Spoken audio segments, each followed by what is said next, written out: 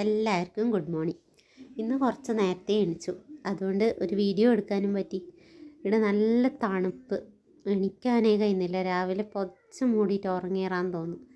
അല്ലെങ്കിലും എണീക്കുമ്പോൾ എപ്പോഴും ലേറ്റാവും. ലേറ്റായെങ്കിൽ പിന്നെ ഒരു പടുക്കലായി, പിന്നെ ഇപ്പോൾ വീഡിയോ എടുക്കുന്നത്. ഇന്ന് കുറച്ച് നേരത്തെ ആയതുകൊണ്ട് എല്ലാം സെറ്റായി. ചായക്ക് രാവിലെ ഇഡ്ഡലിയും ആക്കി, ഒരു കടലക്കറിയും ആക്കി. പിന്നെ ഇന്ന് മുത്തുവിനെ സ്കൂളിലേക്ക് അയക്കുന്നില്ല, നമുക്ക് പനിയായിട്ട് ഒരാഴ്ചയായി.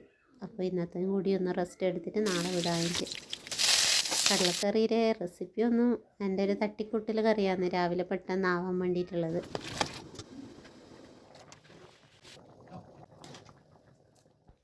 അനിയേട്ടൻ റെഡിയായിട്ട് വന്നപ്പോൾ അനിയേട്ടനുള്ള ബ്രേക്ക്ഫാസ്റ്റ് എടുത്തു.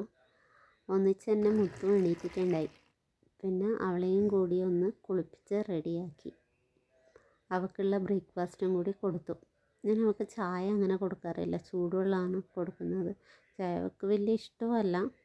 അത് കഴിഞ്ഞ് ഞങ്ങൾക്ക് കുറച്ച് പാത്രമെല്ലാം കഴുകാനുണ്ടായി.